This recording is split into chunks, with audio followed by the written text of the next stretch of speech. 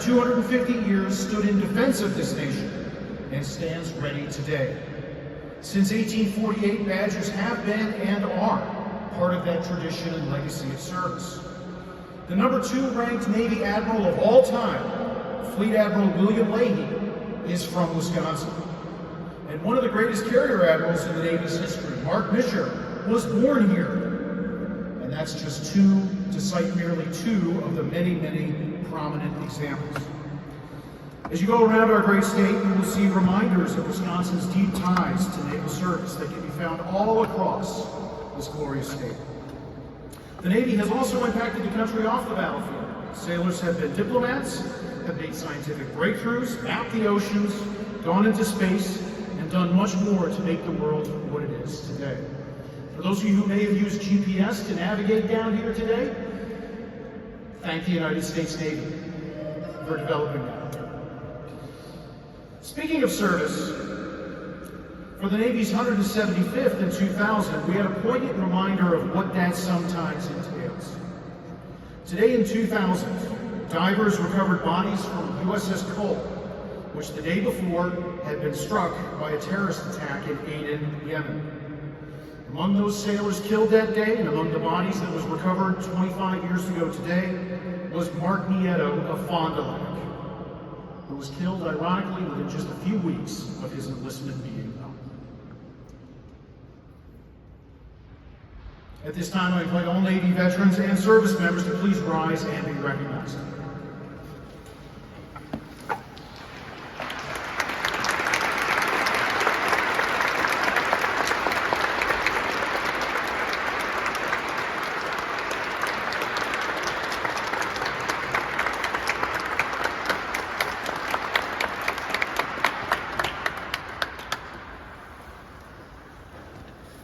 In short, the United States Navy is woven, and its veterans are woven deeply into the fabric of our state and our nation.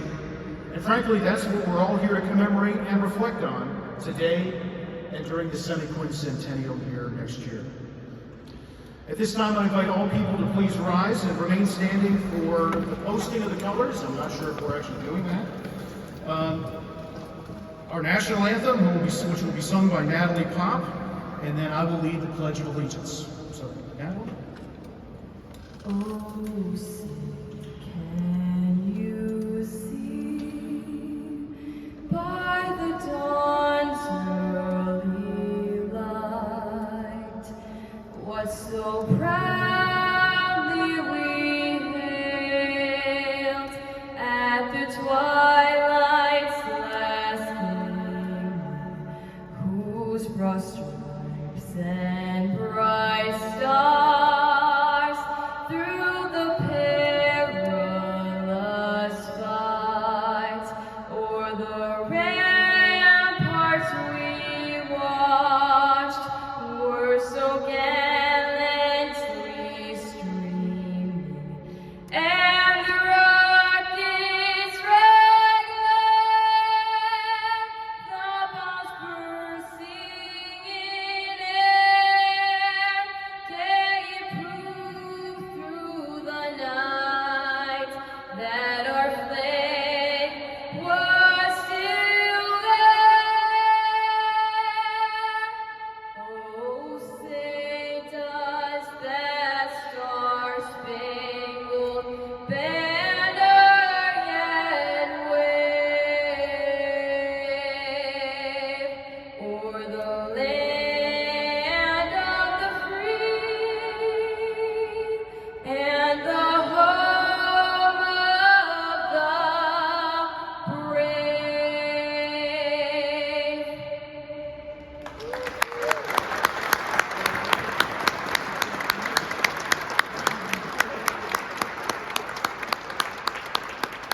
Good.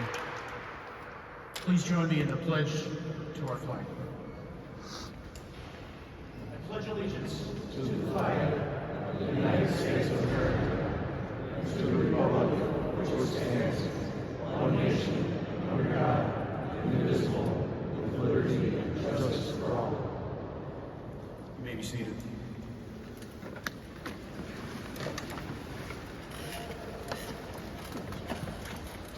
At At this time, please welcome Alan Cromanacre, a retired Navy chief and also the president of the Madison Navy League, to offer some remarks and some reflections.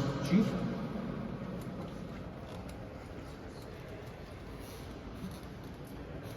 Hello, everybody. I was invited to speak today on behalf of the Navy's 250th birthday about what the Navy has meant to me.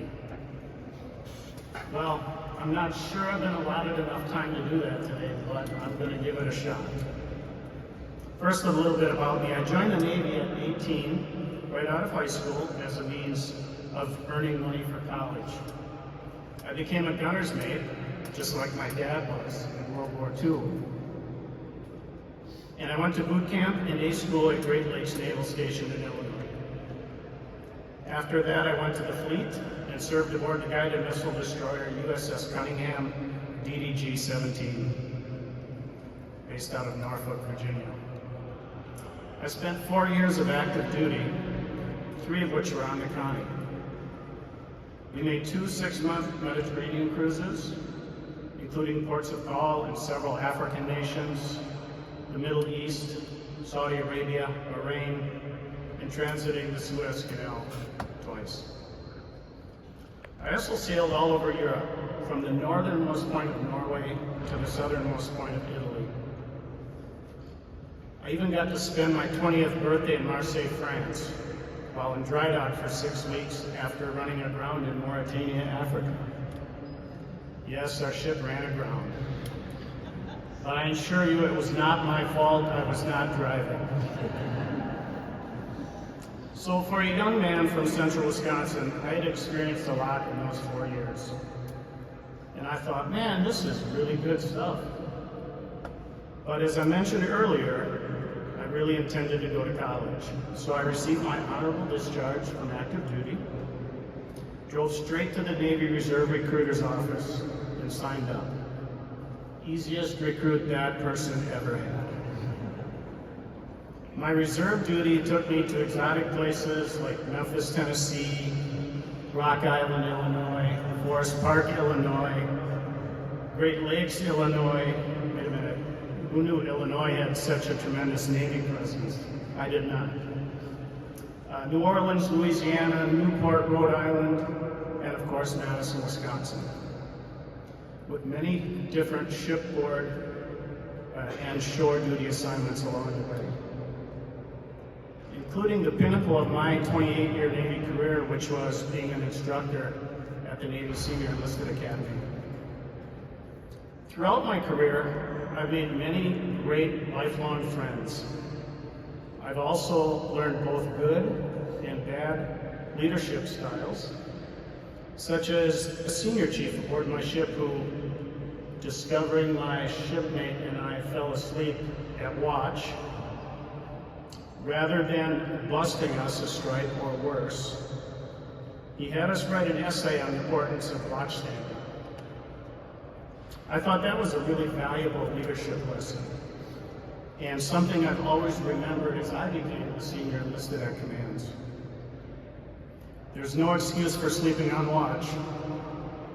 But in my defense, if you've ever stood a peacetime sonar watch, listening to the sounds of the ocean with a headset on in a dark room, looking at a little green screen about this big, while the ship is doing this, it's pretty darn hard to stay awake.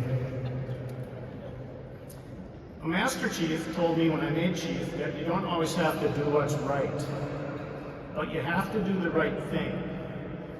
And that has really stuck with me throughout my career and impacted how I've treated people to this day.